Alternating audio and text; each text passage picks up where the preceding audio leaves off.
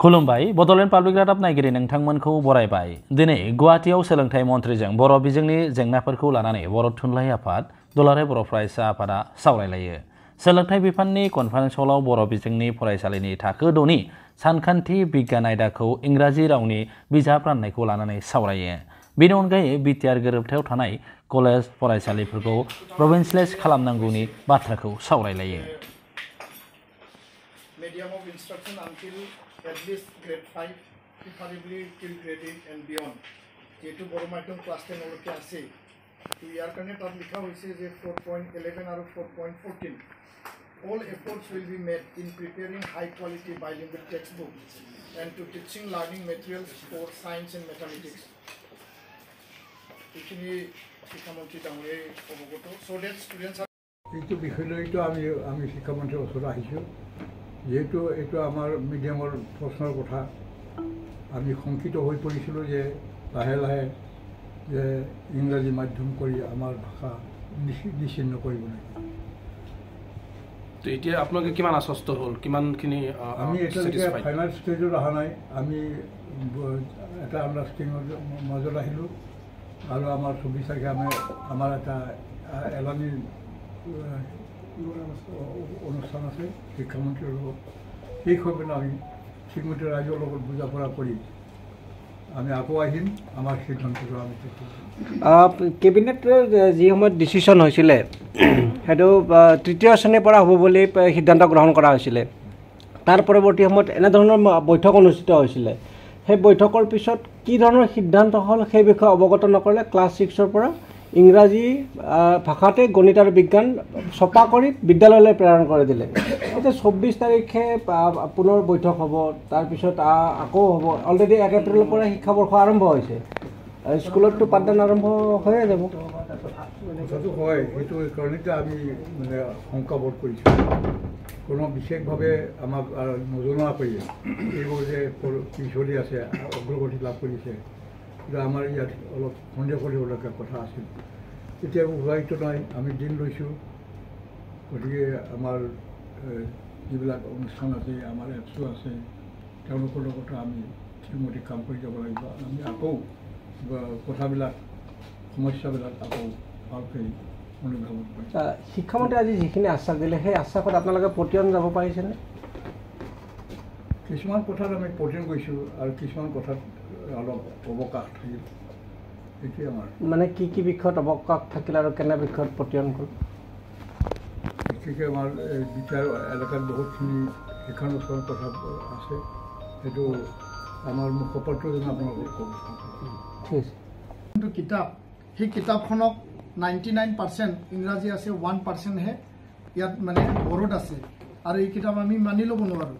দ্বিতীয় কথাটো হ'ল যে সকলো ছাত্ৰ ছাত্ৰীক ইংৰাজী জাপি দিয়া সেই বিষয়টো আমি মানি লোৱা নাই আৰু তেখেতে কৈছে যে এইটো অপশ্যনেল কৰিব পৰা যায় নেকি, সেই কথাটো আমি শুনিছোঁ, কিন্তু এইটো সিদ্ধান্ত হোৱা নাই। তো পৰৱৰ্তী সময়ত এই বিষয়ে বাইলিংগুৱেল টেক্সটবুক চৰকাৰে প্ৰেৰণ কৰিম বুলি কৈছে আৰু বিদ্যালয়বিলাকত বড়ো মাধ্যম অসমীয়া মাধ্যমৰ কিতাপ মজুত আছে সেইবিলাক দিয়া হ'ব বুলি কৈছে। কিন্তু পৰীক্ষা কি ভাষাত লিখিব, ইংৰাজীত লিখিব না বড়ো লিখিব না অসমীয়াত লিখিব, শিকোৱা কোনটো ভাষাত শিকাব আৰু পৰৱৰ্তী সময়ত ইয়াৰ ব্যৱস্থা কেনেকৈ হ'ব সেই বিষয়টো সিদ্ধান্ত হোৱা নাই। তো আমি পুনৰ বিবেচনা কৰিবলৈ দাবী জনাইছোঁ আৰু চৰকাৰে অপশ্যনেল ল'ব পৰা যায় নেকি, আৰু চৰকাৰেও সময় লৈছে, চৰকাৰেও খাটাং কোৱা নাই যে অপশ্যনেল লওক সেইটো কৰক বুলি কোৱা নাই, তেওঁলোকেও সময় লৈছে যে আমিও এইটো বিষয়ে চিন্তা কৰিম। তো 1 নম্বৰ বিষয়টো এইটো আছিল। আৰু 3 লেংগুৱেজ ফৰ্মুলা ৰাষ্ট্ৰীয় শিক্ষা নীতি আধাৰত লিখা আছে 4.13ত, কিন্তু আজি অসমত SCRTয়ে 4 লেংগুৱেজ ফৰ্মুলা তাত লাগু কৰিবলৈ গৈ আছে। সেই ক্ষেত্ৰত আমি বিৰোধিতা কৰোঁ আৰু 4 লেংগুৱেজ ফৰ্মুলাৰ নামত বড়ো আৰু বেংগলীক অন্য ভাষা জাপি দিয়া এটা পৰিকল্পনাহে আমি দেখিবলৈ পালোঁ। সেই ক্ষেত্ৰত মন্ত্ৰী ডাঙৰীয়াই আমাক আশ্বাস দিছে SCRTৰ লগত অতি শীঘ্ৰে আলোচনা হ'ব আৰু এই ফৰ্মুলা লেংগুৱেজ ফৰ্মুলা বিষয়টো সমাধান কৰিবৰ কাৰণে এটা মীমাংসা আনিব বুলি তেওঁ আমাক জনাইছে। PM পোষণৰ আধাৰত যথেষ্টখিনি ভেঞ্চাৰ স্কুল গভৰ্ণমেণ্ট এইডেড বুলি যোনটো আছিল সেইটো উঠাই দিয়া হৈছে আৰু আমি দাবী জনাইছোঁ যে ৰাইট টু এডুকেশ্যন যোনটো মৌলিক অধিকাৰ শিক্ষা কোনো ছাত্ৰ ছাত্ৰী MDMৰ পৰা বা মৌলিক অধিকাৰৰ পৰা বঞ্চিত হ'ব নালাগে। তো তেওঁ কৈছে যে গভৰ্ণমেণ্ট এইডেড ভুলক্ৰমে কিছু ভেঞ্চাৰ স্কুলে পাইছিল, এইটো এতিয়া আমি আনৰিকগনাইজ কৰিম। কিন্তু ছাত্ৰ ছাত্ৰীয়ে যিহেতু ৰাইট টু ফাণ্ডামেণ্টেল এডুকেশ্যন মৌলিক অধিকাৰ হিচাপে যিহেতু অধিকাৰ পাব লাগে, তেওঁলোকে ফেচিলিটি পাব লাগে, সেই ক্ষেত্ৰত MDM আৰু আন যিবিলাক বিষয় আছে আমি ইয়াৰ কাৰণে ব্যৱস্থা কৰিম আৰু কেন্দ্ৰীয় চৰকাৰলৈ তেওঁলোকে চিঠি লিখিম বুলি আমাক কৈছে। 6.3 আধাৰত BTR চুক্তিত যোনটো 10খন কলেজ প্ৰাদেশিকৰণৰ কথা আছিল, 3 বছৰ হ'ল প্ৰাদেশিকৰণ এতিয়ালৈকে হোৱা নাই আৰু আন বিদ্যালয়সমূহ হোৱা নাই।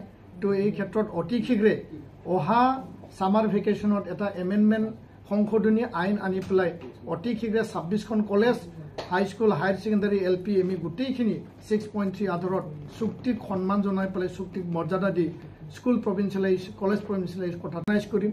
কিন্তু ছাত্ৰ ছাত্ৰীয়ে যিহেতু ৰাইট টু ফাণ্ডামেণ্টেল এডুকেশ্যন মৌলিক অধিকাৰ হিচাপে যিহেতু অধিকাৰ পাব লাগে, তেওঁলোকে ফেচিলিটি পাব লাগে, সেই ক্ষেত্ৰত MDM আৰু আন যিবিলাক বিষয় আছে আমি ইয়াৰ কাৰণে ব্যৱস্থা কৰিম আৰু কেন্দ্ৰীয় চৰকাৰলৈ তেওঁলোকে চিঠি লিখিম বুলি আমাক কৈছে।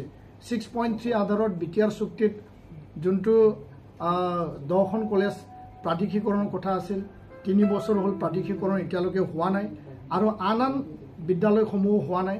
তো এই ক্ষেত্ৰত অতি শীঘ্ৰে অহা ছামাৰ ভেকেশ্যনত এটা এমেণ্ডমেণ্ট সংশোধনী আইন আনি পেলাই অতি শীঘ্ৰে 26খন college, high school, higher secondary, LP, ME গোটেইখিনি 6.3 আধাৰত চুক্তিক সন্মান জনাই পেলাই চুক্তিক মৰ্যাদা দি স্কুল প্ৰভিন্সিয়েলাইজ, কলেজ প্ৰভিন্সিয়েলাইজ কথাটো আমি আজি দাবী জনাইছোঁ।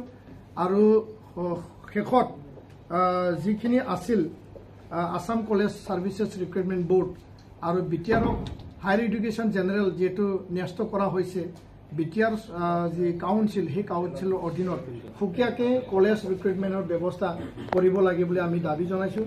মন্ত্ৰী ডাঙৰীয়ে খুব গুৰুত্ব সহকাৰে শুনিছে, আলোচনা সৌহাৰ্দ্যপূৰ্ণ আছিল আৰু চৰকাৰে খুব গভীৰতাৰে তেওঁলোকে চিন্তা চৰ্চা কৰা বুলি আমাক প্ৰকাশ কৰিছে।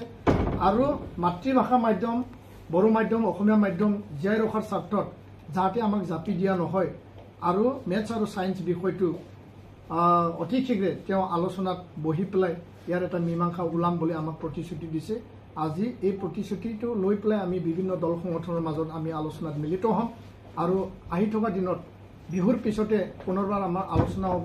24 তাৰিখে আমাৰ আৰু দ্বিতীয় আলোচনা আছে। সেই আলোচনাত আমি সকলো বস্তুখিনি, বিষয়বস্তুখিনি আমি সিদ্ধান্তত উপনীত হ'ব পাৰিম বুলি আমি আশাবাদী।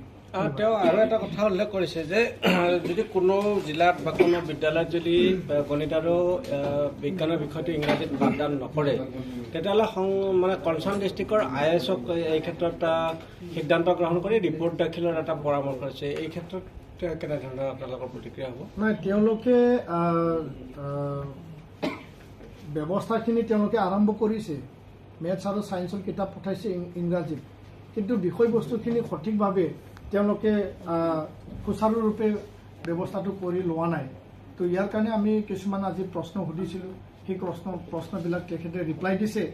তথাপিও আমাৰ তাত বহুতো কুৱেশ্যন, বহুতো প্ৰশ্ন ৰৈ গৈছে। তো কনচাৰ্ণ IASক তাত কিতাপ আছে, তেওঁলোকৰ লগত আলোচনা কৰিব লাগে। নীতিটো একেটাই হ'ব লাগে, নীতি স্পষ্ট হ'ব লাগে। সকলো জিলা, সকলো BO অফিচলৈকে, IAS অফিচলৈকে